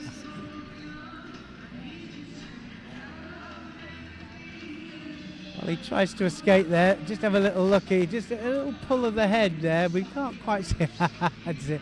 Well, it was hidden. I'm glad it's hidden, actually. So it just gets underneath the neck. That's what he wanted. Applies the pressure there and gets the submission. Tap out, yeah. Well, that's the second position there, or camera angle. Are we going to get a third one? No, that's your lot, pal. We've got the second of the bronze medal contests coming up now.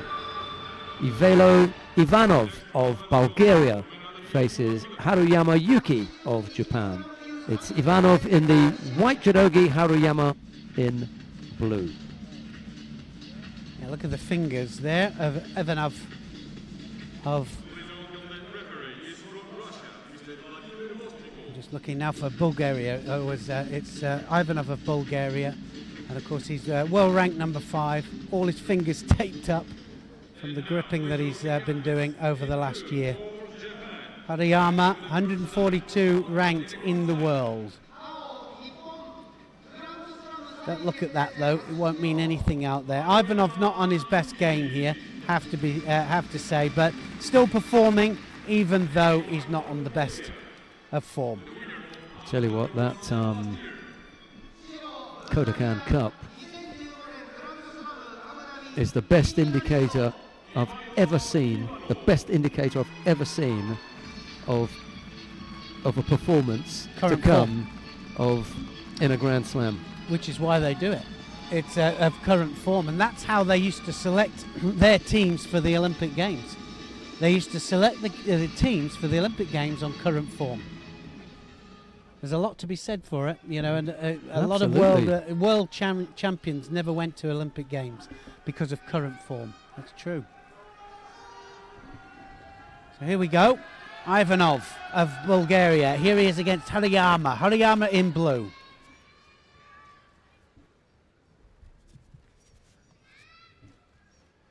Other than Ono, he looked almost unbeatable, Ivanov, for a period of time last year. This year. He had a good run, didn't he? Yeah, he did. He had a really good run, and then we were dying to see him up against Ono, and Ono just took him out.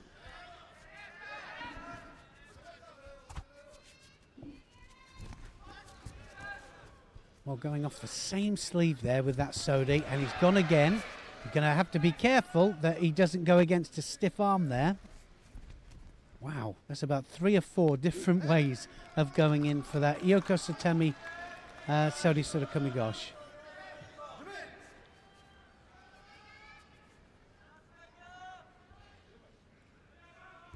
Up to Ivanov to blast back now.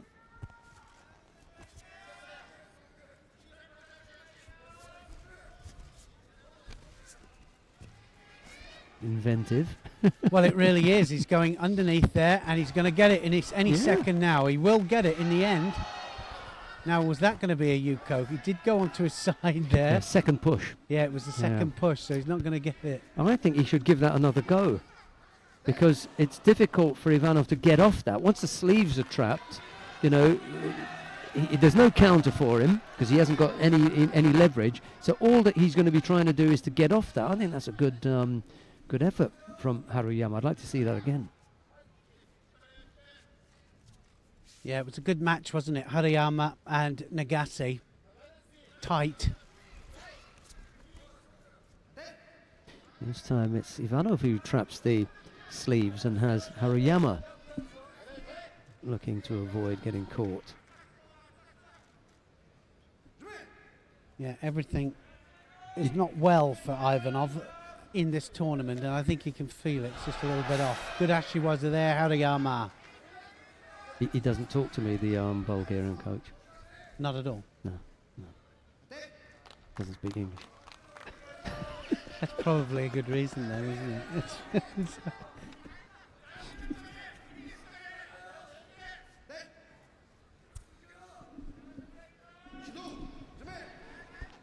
Kanemaru in the chair there. He was part of a World Championship final that I think is one of the best of all time. I really do. Now in the coach's chair. That was the one against Makarov, if you remember that. Kanemaru Makarov. Oh. That was an up and down of that one. Oh, he's going from every angle. He's going to catch this in a minute. He has to catch it. Haruyama coming from every angle. He's still working this out. Is it on the other side? Yeah. Left Sodi Surakami this time. Still no score on the board. He's just going through the gears here, isn't he? He's stepping up. Ouchi, Yoko Satemi, Cianagi, Sodi Surakami Gosh. I'm wondering what else he's going to put in. I said he was going through the gears, not the Gokyo. So he gets a penalty, Ivanov. Oh, goodness me, Oguruma this time. He is working through the Gokyo. You're right. Now, what can I do now? Tomonagi, let's have a little look at Tomonagi. And then we want something on the ground, don't we? Sodi Surakamigoshi again. Ivanov doesn't know what to do with him. He just does not know. He's not on the best form, as I said. His game's off. He's behind the pace. Here's the Newaza that I talked about. He's going to work him over on the ground now. And his coach is shouting, do something. Well, he is. Marius Visa there, Mr. and Mrs. Visa, really enjoying this judo because it is great entertainment.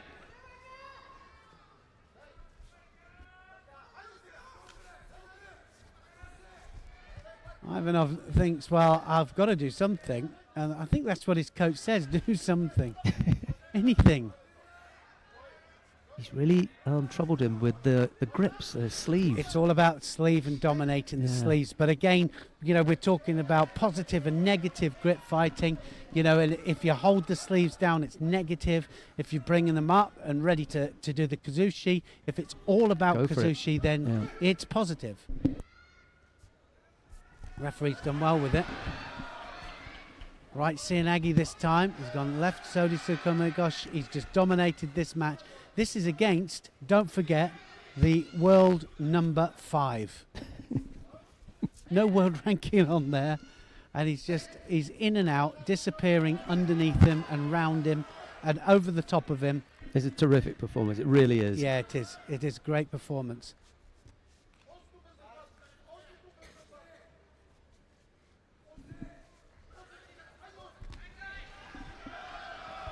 Non-stop. Non-stop domination here from Haruyama of Japan. Given the number 5 world ranked in the world an absolute judo lesson. 42 seconds left of this contest.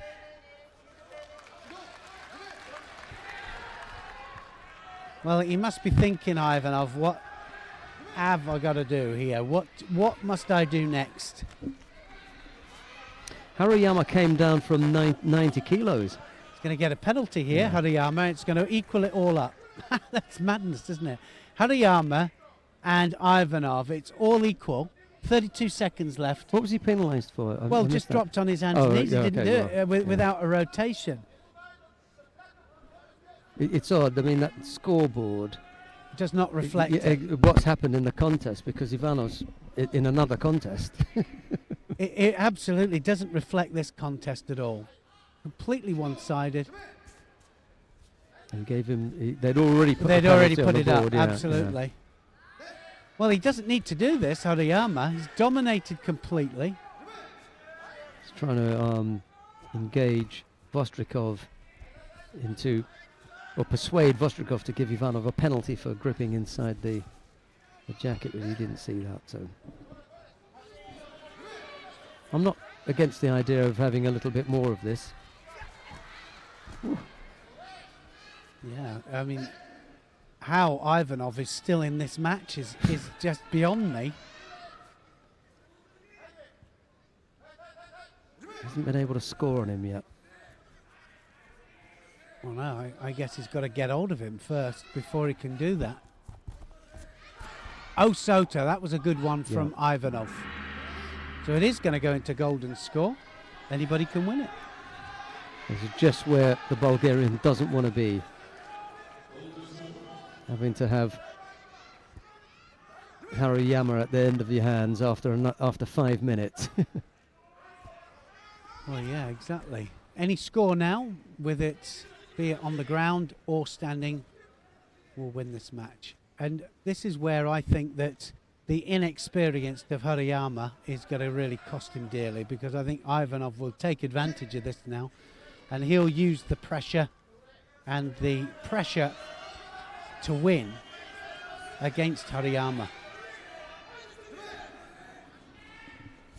Pile drive him into the mat there, didn't he?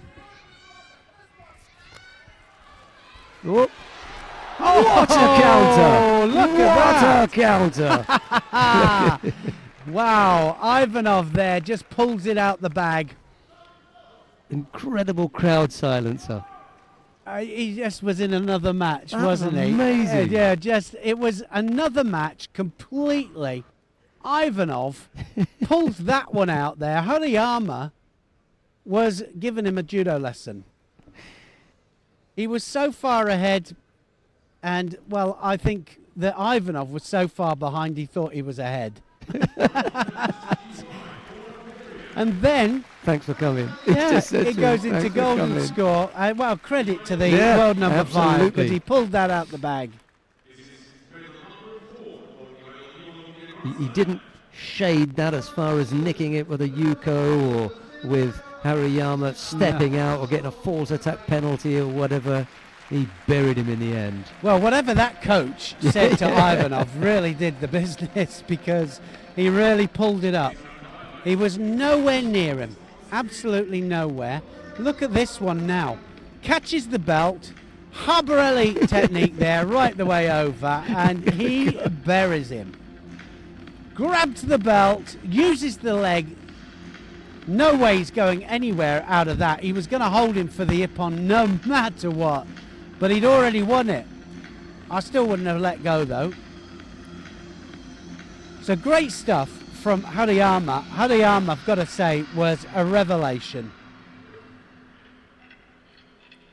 I tell you what Haruyama was. He was a randori nightmare.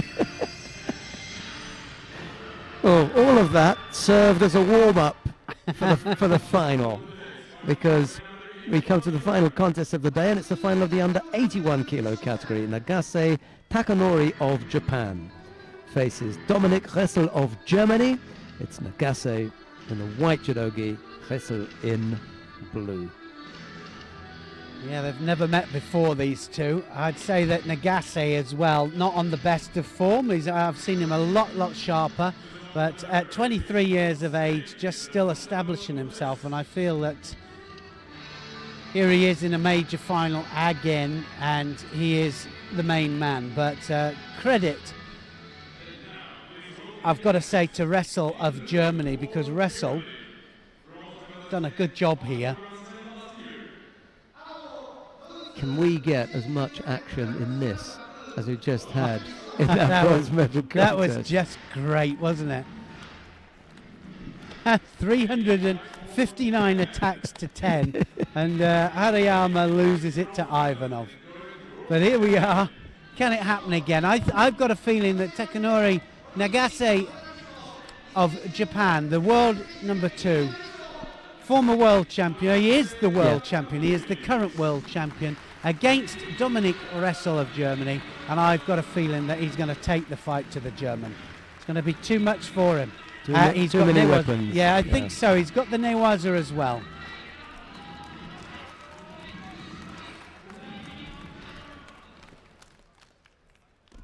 Last final on this second day of competition here in Tokyo.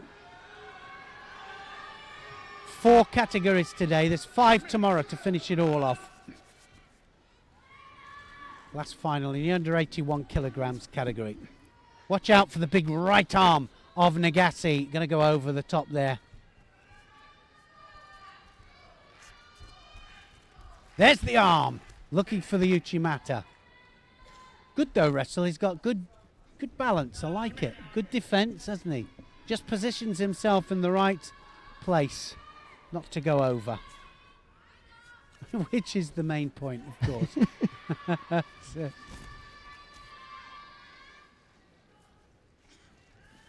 This is where I think that it's going to be difficult for Ressel, because that Sangaku turnover of Nagase scores a lot. He turns it into the Osai Komi as well.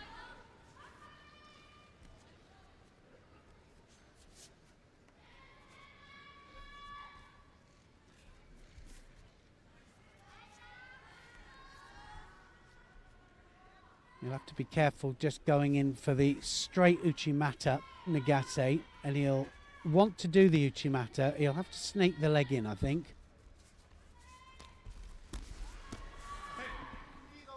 So the idea will be to attack that front leg of Ressel, get him to take the leg back just that little bit. Up to Ressel now. He's got to fire back.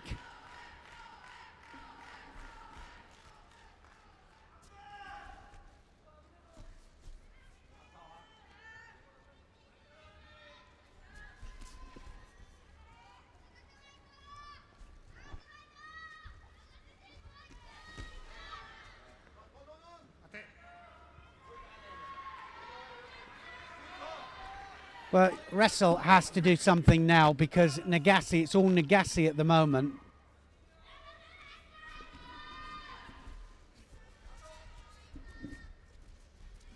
This is where it's going to happen.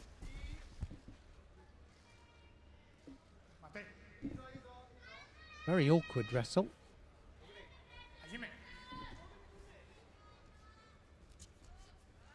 Wait, he's an awkward left-hander, isn't he, Ressel? I'd find that really not nice, not pleasant to fight.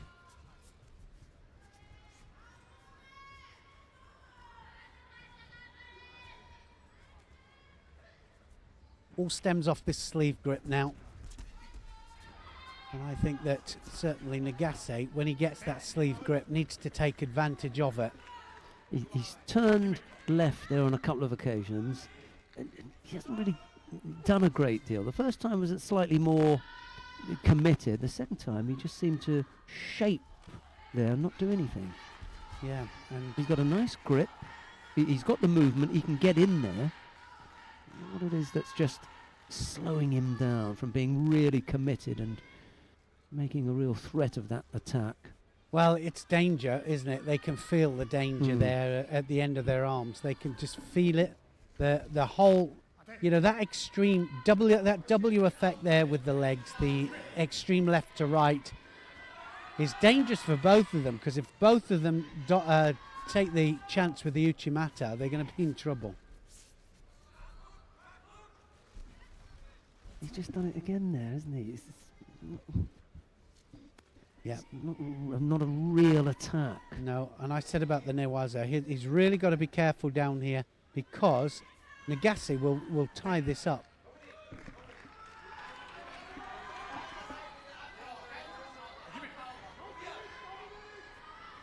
So Germany have another one with Russell.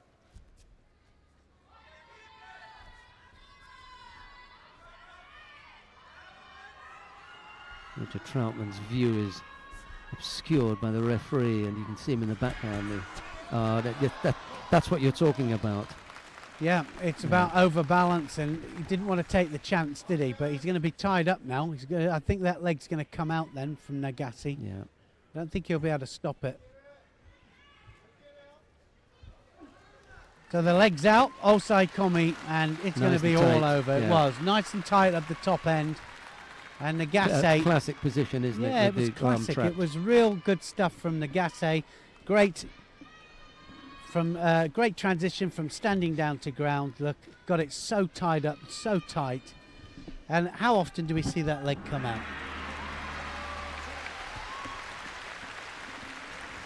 It's pleased the majority of the supporters in here. A win for Nagase Takanori in the under 81 kilo category. Dominic Wrestle.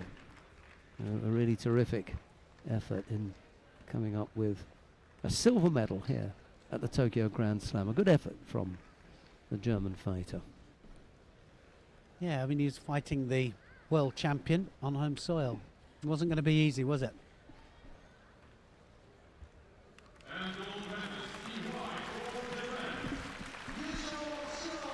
Well, he'd been lucky enough to avoid all the Japanese on his way to the final.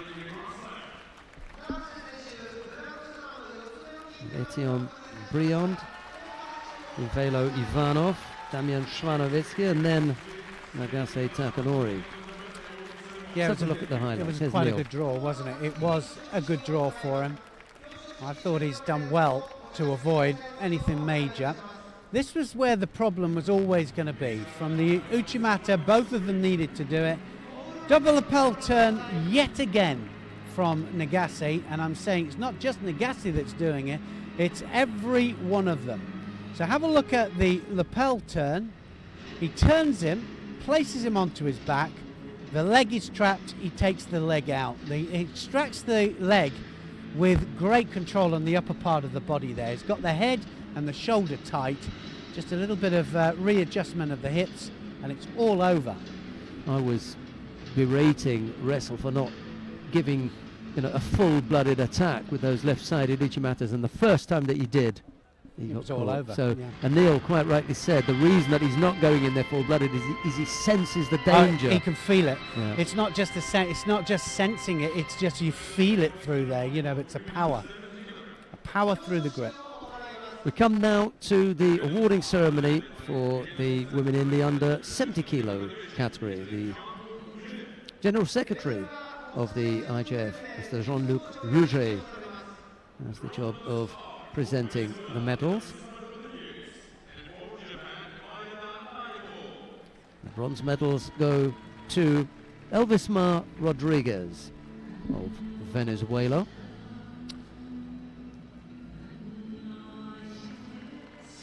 To Maeda Naeko of Japan. The silver medal goes to Arai Shizuru. The gold medal goes to Nizoe Saki of Japan. Yeah, it was a good performance, wasn't it? Absolutely brilliant from Zoe Saki. She just plugged away all the way through against Arai. Nothing fancy. No, it wasn't.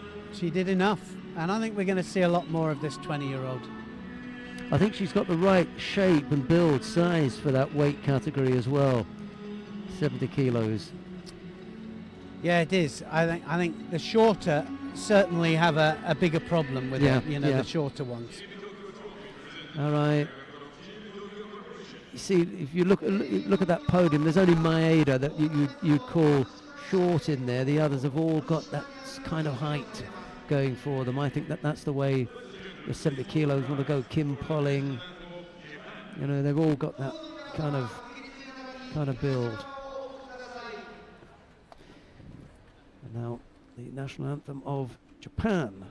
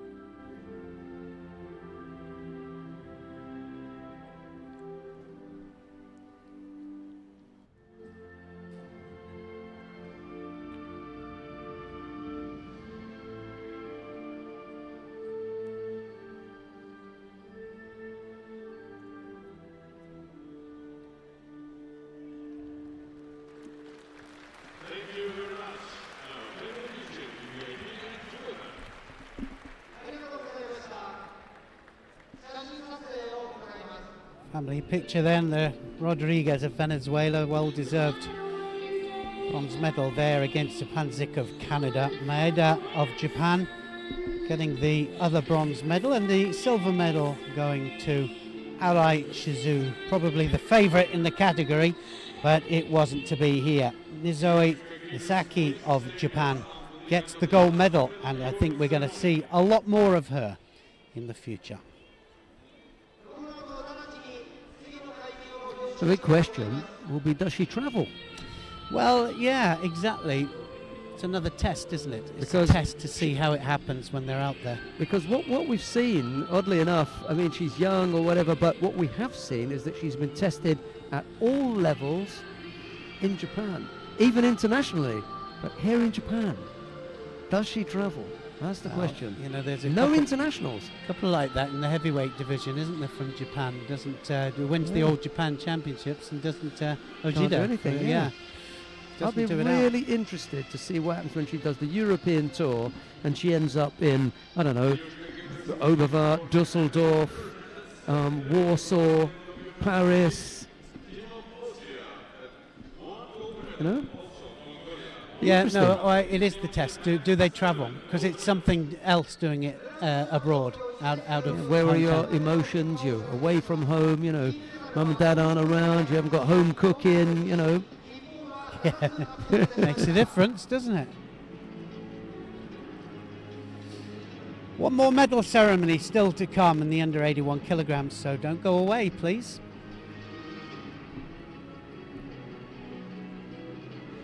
Yeah, for me that'll be the test. I like the look of her from what we've seen so far, and I like that little bit of history there as well, with the fact that she's done the junior nationals, continental juniors. No, not continental juniors, because she hasn't been away. She's done everything's been at home with that Kodokan Cup and now the Grand Slam. So here's that first little run out of, you know, the international side of it, but here in Tokyo, still on your home ground. Right, we come to the last of the awarding ceremonies. The treasurer of the International Judo Federation, Masa Tamimi, follows with the medal presentations. Aslan Lapinakov of Russia and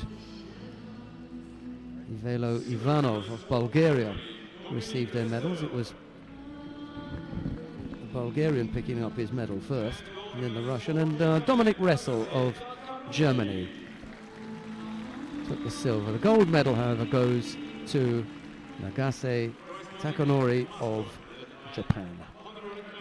Class act, Nagase.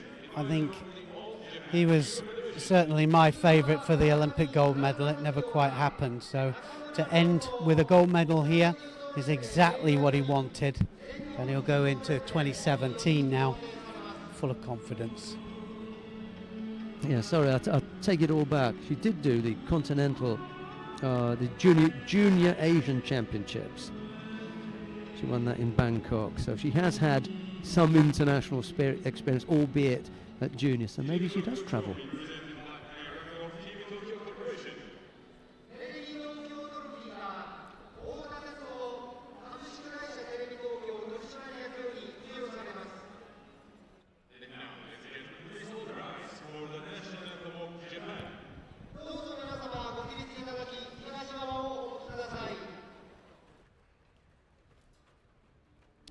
The national anthem of Japan.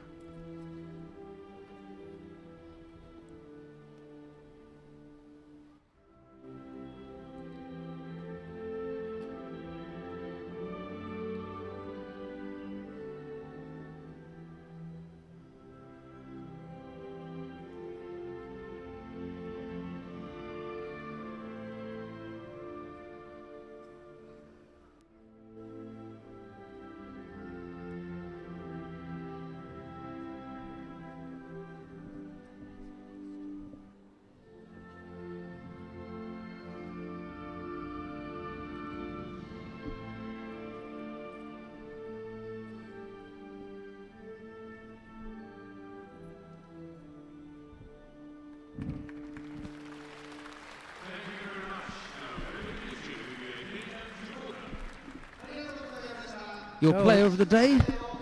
Well, I think. Good question. I think. Nagase. Yeah, Nagase. I think. So Lapinigov and Ivanov get the bronzes here. Wrestle does well to get the silver. Nagase, yeah, player of the day, I think, and he is top of the rostrum. So after day 2 here in Tokyo, Japan still dominate the medals, of course, with the rest of the world chasing very, very hard. Judo at its very best. And still plenty to come tomorrow on the final day of competition. From Sheldon and I, it's always a pleasure. Until the same time tomorrow, it's goodbye for now. Tokyo 2016, winners would start at 10:30, and there will be 5 categories for men under 90, under 100, and over 100, and for women under 78 and over 78. Thank you for your cooperation, and waiting for you tomorrow as today. And thank you for supporting Judo.